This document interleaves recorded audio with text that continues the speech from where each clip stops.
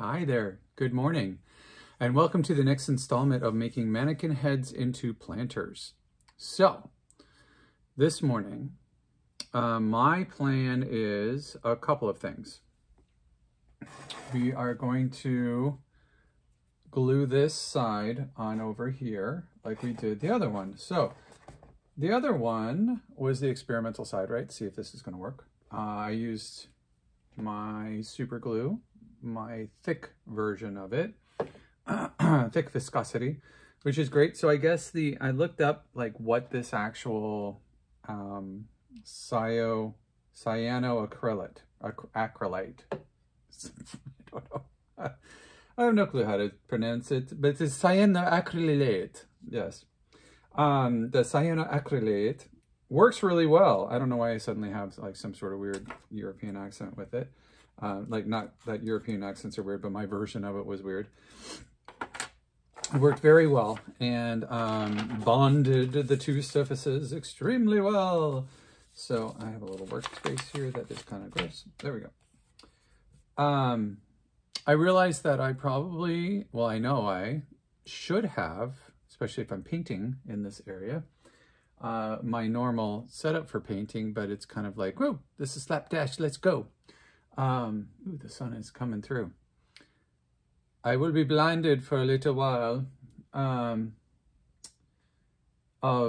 I always have a paint pot, not a paint pot, but a water something, some sort of water source, a cup or whatever. I don't like using cups that are like this shaped, because when you, I mean, you can if you want. I mean, I'm just saying what I prefer not to do.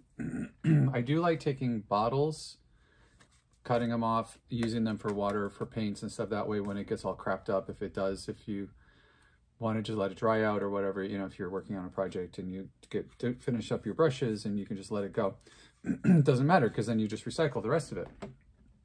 So any kind of pots like that, bottles like that, you can do empty.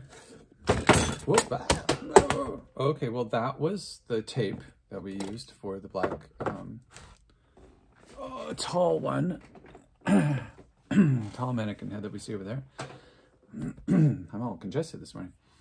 You can use these when they get empty. They're wonderful. First of all, because they got a lid, so you can actually use the water, put the lid on, and then come back a couple days later and you still got water in there, and you don't have to, especially if you're in a basement like this, and we have no water sources in the entire basement other than like out there at a spigot. So it's kind of cool actually to have something that's covered for your water, and then for rinsing your brushes and anything else that you might want to do, diluting paint, blah, blah, blah, blah, blah. It's kind of, you know, wild if you want to do that and have a full setup. And also paper towels. So I normally have paper towels because that's easier when you've got brushes and you want to rinse off your brush and then you want to dry off your brush. You have some paper towels. And I usually just have a roll of like crappy ones. They work, for me, they work best not having the big expensive ones, because they're thinner, they're lighter weight, and I just find that being a little less absorbent is more effective for me for painting. If they're too absorbent and too fantastic, they can work against you because they're gonna pull everything away from your brush, right? So a lot of times I'll actually clean off a brush partially, because you know I'd like to work wet on wet, and I'll just use a piece of paper, fold it over on it, get rid of the excess of whatever color I'm using at that time. Ooh, this is a brand new brush, or at least, oh, somebody used my technique for cleaning them. And then I'll actually wash them off once I get to, you know, an actual water source. So I wanted to talk to you a little bit more. I was thinking about it when I was washing the brushes after the last episode, was that I wanted to talk to you about cleaning brushes. So with acrylics or latex paints, or any of these acrylic latex, blah, blah, blah, blah, the ones out of here, these acrylics, all of these work great to clean off and rinse out. Now, however, if you're working for a session, you're working for quite a while, and there's quite a bit of of that paint that's building into your brush, especially if you use larger brushes like paint brushes like I do on the large canvases that I've talked about. They tend to build back up and into the brushes, into the bristles. So it says how to, you know, everybody says use warm water and soap to clean them off. Well, I agree with that 100%, but it also works on your hands. So if you have dried acrylic on your hands, you can use, that's right, rubbing alcohol. We talked about that. But if you don't have rubbing alcohol just sitting around in the gallon jugs, if you use nice and very warm water and let it sit under and it'll soften the paint that's on your hands, you'll be able to rub that paint. Shh, shh, shh.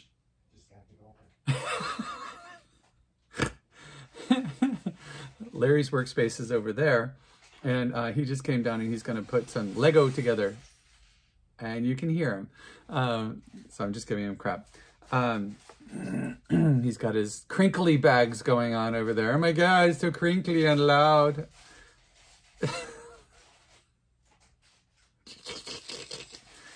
Anyway, get all the sound out of you now, Lair.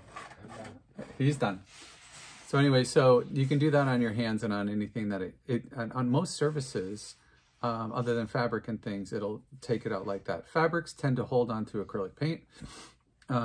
If you wash and dry something, it's set. So think about what you might want to paint on. You can paint on t-shirts and stuff like that. And if you wash the garment beforehand, tends to be a lot better. It'll take to it. It also depends on the fiber content of the fabric. So anyway, we'll get into that some other time maybe. But so cleaning off your brushes and cleaning off your hands and everything. So if you work in oil paints or oil modified stains and things like that, which is also a fabulous, really cool medium on canvas. If you get like a stain, like you'd stain wood, you can get an acrylic version of it, or you can get an oil modified version, which tends to be an exterior version, and it's stinky and it's sticky and stuff like that. Oh no, but it's amazing to work on canvas to do a background with an oil modified stain. So that would be a semi-transparent, which means you can have it colored any way that you want. They use like the regular pigments that they would use in a gallon or a quart or whatever of these exterior paints, or if it's a cement paint, things like that. It's it used to be just like oil paint. It was an oil-based paint. Well, they're almost impossible to buy anymore, to buy oil-based paints, unless you're doing artistic paints, and then you have your oils, and that's a whole different medium. But when you're cleaning up brushes and things like that from oil modified stains, if you want to use them on as backgrounds for paintings and things like that, it's very cool. You could use them on here. Actually, maybe I'll do that on one of these, see how it takes. Just had an idea. Great place to use it is when I finally get around to using the Sculptcrete. I really am excited about this, but this is going to be all right, I got to sit down, have all my stuff together, clear off my whole space and cover it with a tarp, all of that. I want to make sure I keep my space from being just completely destroyed by this stuff. I'm also going to have a mask because I'm sure it's going to be dusty and stuff, and to mix it, but I want to show you how it's all done, at least how I'm going to do it and experiment, and we'll see if it actually works, how it works. But anyway, so we can use that stain, very cool, on that cement version that I'm going to be creating. I'm excited. Okay, so I have an idea for that now. But when I clean up those brushes, what am I going to use? So you don't have to use, well, you can use very easily, but do you have it sitting around your home, like an acetone or a paint thinner or something like that, right? When you're using finer paints and you're using finer brushes, you do want to use those those chemicals to get it out. Those chemicals can be really harsh, like hardcore harsh, right? Very hard on you. If you have a sink or a space where you can wash things out and you don't care that it's going to ruin your sink, or that it's a porcelain sink, which is okay because almost everything comes off of porcelain. But any more sinks are being molded out of plastics and composites and things like this. And that stuff actually doesn't come out of a lot of those surfaces. Get a bucket put some hot water in it, and this is for the oil or oil modified. And this is going to sound wacky. I know. It's going to sound wacky, but it actually, incredibly enough, works. Get a bucket, hot water in it, and then use dish detergent. Now, think about it. Oil-based paint or oil-modified paint. What does dish detergent get off of your pots and pans? Grease. Right. So it's meant to cut that stuff. So with hot water, which is already going to soften and which is going to, you know, make it sort of start breaking it down a little bit, just a little bit, it's going to go in, it's going to be like, blah, nope, I'm having nothing to do with it. It's literally oil and water separate. You put in that dish detergent and you're going to need to use a significant amount. But you can also just take it, like what I've done in the past is I've taken the dish detergent, put it just literally on the brush, coated the brush just with the dish detergent, then stuck it in the water and started doing, you know, whisking it around inside. It's amazing. It works exactly the same. You literally can wash out the oil from your brushes. Now, before you put it in there, you don't want it goopy with whatever's on there. So you want to scrape off as much as you can and get, you know, do that. Use a paper towel, wrap it around, grab off as much as you can, throw the paper towel away, and then put it in the water and dish detergent solution. Let me tell you, it's a life changer, because if you're going and you're like, I don't have randomly sitting on my shelf in my apartment, which is super dangerous anyway, like big jugs of acetone or anything like that. If you do have nail polish remover, that's acetone. Oh, well, there's different versions of it. You know, there's like the non-acetone, blah, blah, blah, blah. But you can get that in acetone. However, those little teeny bottles of nail polish remover, that acetone is crazy expensive compared to what you can get in the big old jug from the hardware store. All right. So we're going to get to actually doing something other than advice. I should have been working on this while I was talking, but I was just so excited to share with you and not forget to actually tell you that. Again, I've already taken the sandpaper. I sanded down this edge. So the edge is nice and clean. I mean, it's not like totally smooth. It doesn't matter. It's actually going to get a little grip for the glue anyway. All right. It's incredible to me. So you got this really awesome super glue, right? I'm putting it on the piece because it's just easier to manage the piece than it is to try to put it upside down on the head itself this time around. We'll see how we do. Let's see if this is the way to do it. I don't know. I'm gonna go with this flow. So I think the other time I did it, so I put it on there and then I put this piece on. A lot of things say, you know, put it on both surfaces. Well, yeah, that's great. It's going outside. That's the mantra. So here we go. Pop, pop, pop, pop, pop. As long as I can see well. And get it so that it is on there and tucked right in all the way around. Get my fingers inside. There we go. Just popped. The top to be... I don't care about it like aesthetically being flush. I just want as much surface. There we go. Ooh, and it's sticking because my finger just almost got stuck to it. Put a little pressure on it. Not pressure, like I'm not pushing them together, but I want to make sure that they are touching while it gets tacky. There we go. You'll feel it when it suddenly like fits together. All right, there we go. But, oh. I am sticking to it more than it is sticking to itself. Come on, come on. I want to get it to the point where I can just set it aside like I did last time. Where it's holding itself together. This side does not want to stay together. Come on, work with me. Come on. There. Nope. All right, so I'm gonna do this a little differently. Come on, fiddly-dee, fiddly-dum. This is a fiddly little thing. Fiddly-dee, fiddly-dum. Almost. We're close. This end is not wanting to cooperate. Come on. Oh my gosh. What the heck? The other one was like, boom, there you are, sir.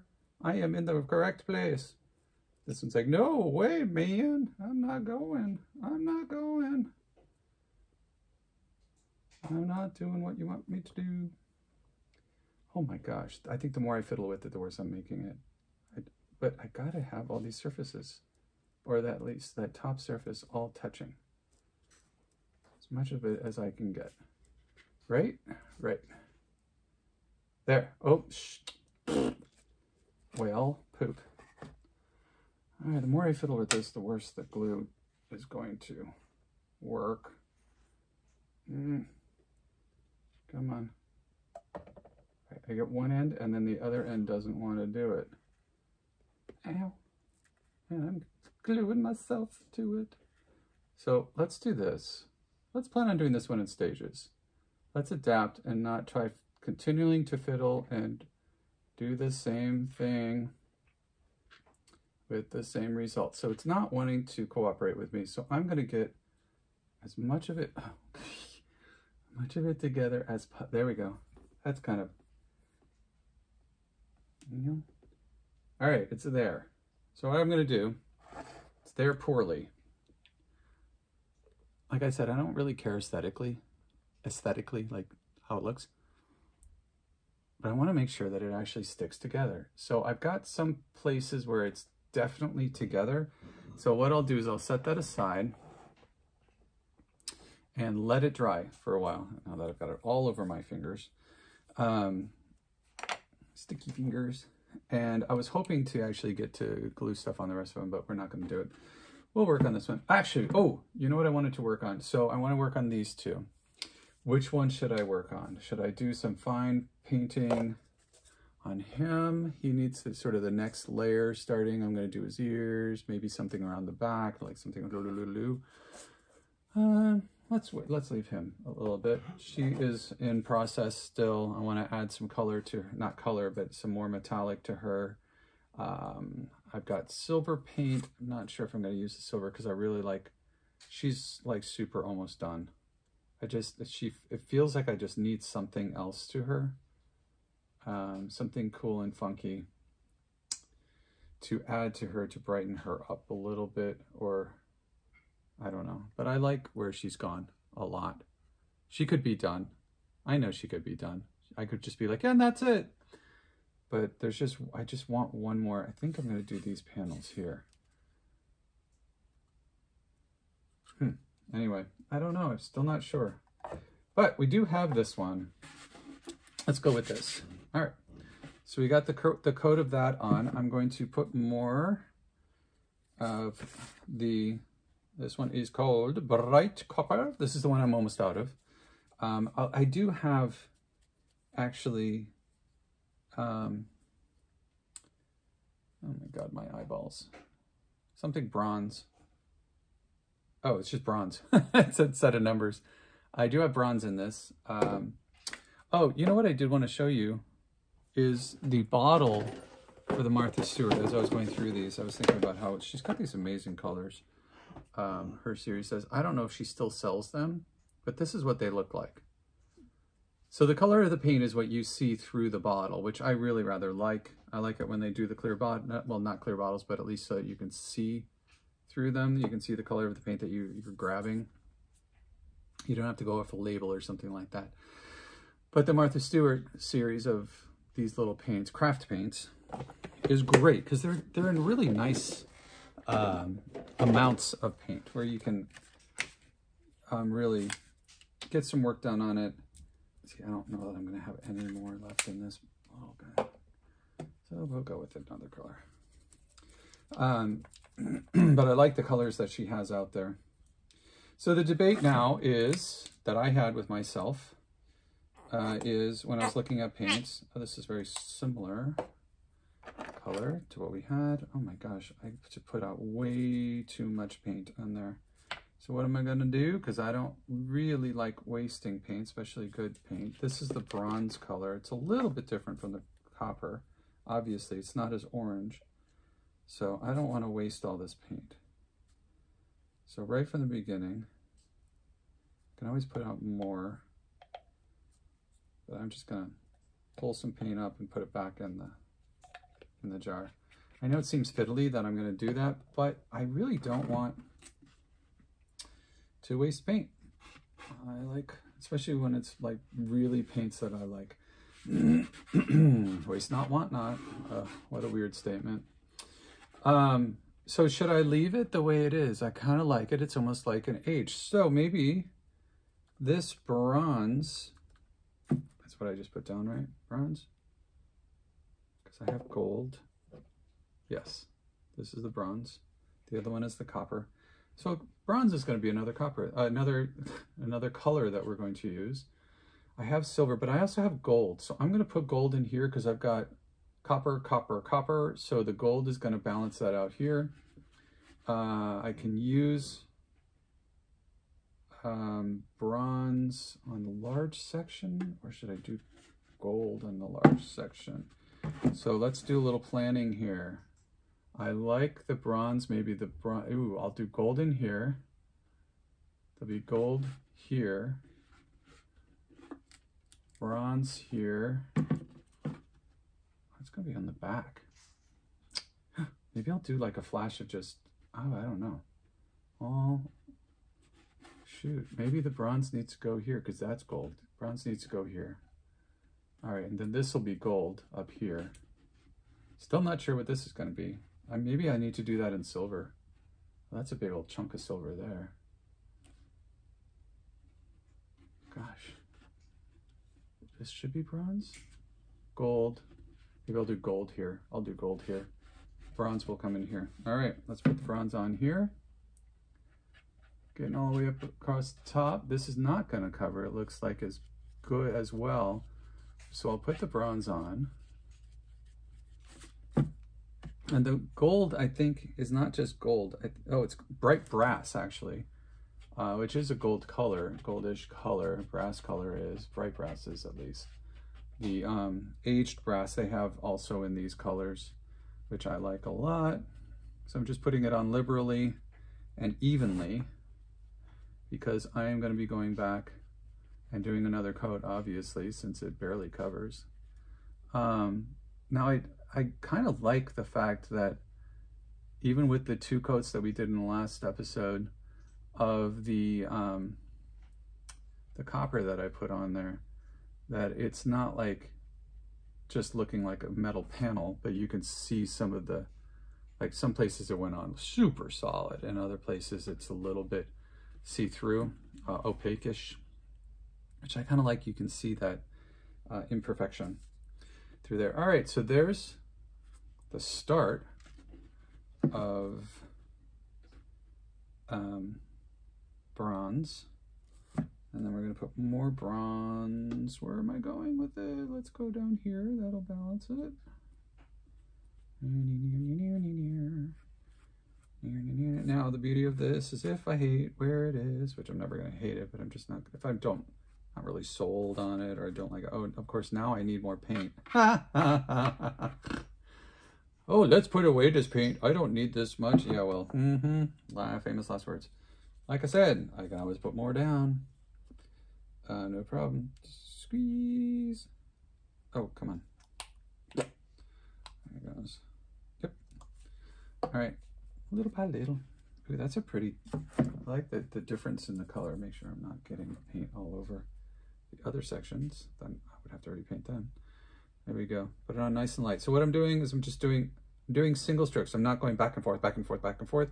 It just doesn't work very well for me for back and forths and stuff like this, because I want very, very, very light touch. And I'm just laying down paint with trying not to have too much, too many like lines in between my strokes, my brush strokes. So you'll get a feel for it where I'm laying it, you'll see I'm laying it down and just lightly dragging the paint along the surface. So I'm leaving the paint behind, whereas, you know, because this is a firmer brush and it's an acrylic, or the, you know, it's the white bristles, which I really like, but it does have firmer bristles. But they're very even and they're not going to be scratching off the paint. Like I mentioned before, how that is a cool effect to have, but here I want it to be really as much of a solid coverage as possible with just a little bit of, I'm okay with just a little opacity of the showing the black background here and there. So there we go, there's another coat. So I got the coat up here. This stuff, as I said before, it dries very quickly. Woo, keep my fingers off it. And then I'm gonna do this big swatch. So this is gonna be gold up here. Gotta figure it out. This has to be gold. So I'm gonna need one more, I think I'm gonna need one more color, or I'm gonna have to rethink some of my color placement. So let's go with, that'd be pretty in gold down there. Let's go with right here. Ooh, my tape edge is not good. There we go. And so I was debating, I'm like, I wonder if I'm gonna need to do another set of tape on this one. Am I gonna really make it complex with putting these colors on, right? And then, like I'd mentioned, you know, then I do take all the tape off, or at least some of the tape off, and I retape it with tape going different directions. It's like, well, I love that, but where's this? And if it was an inside installation for an art show, I would definitely do that, because I would want to spend the time to get that depth and craziness going on. But where are these going? They're going outside. So, those are done. So I've got 3 zones with that. Oh, I'm gonna add it in right here. And see, I've got these 2 that are matching. I think I need one more color. Like I said, maybe I'll do that orange. So there's that. Copper, first coat. I don't think this is ready for me to do a second coat. Nope, not yet. Of the brass. Bronze. Metal. Here's the gold. Let's move over to the gold. I'm just gonna wipe some of this paint off the brush. Get some paint down on here. It's a better amount. Just use this to take some of this off. There we go. That worked. Just scrape some of it off, dry it off a little bit, and bingo bingo, we go right back into the gold. So I'm gonna definitely do big spot up here. Actually, you know, a big spot up here. This, that works for me. This, and I could do this. I think I'm okay with this gold going in all these places. Oh, and that's beautiful. Look at that. Over the black, it really, really comes out. Wowza. Oh, that's pretty. Is this just gold? No, this is the bright brass. That's why. Good Lord, if I could actually remember, like, for 30 seconds what the heck I'm doing. Meh, whatever. Oh, and there's a drain. Like, oh, I put that in. Yeah, I was gonna say, oh, there's a hole in the base of this one. Yes, Patrick, you drilled it. That's right, we did that previously, so that it is able to keep a little bit of water in the bottom, which, like I mentioned, I will be putting gravel in the bottom of this. And not only will it add, make it so that there's not soil all the way down, but it will balance it better to have that gravel, that extra weight in the bottom, because soil tends to be significantly lighter than rock. And here we go, using the same technique. Nice. Just drag the brush, barely any pressure. Like, the only pressure is just to get it on the surface so that I can spread that paint on there and leave it as thick as possible. And as you know, we'll come back over this.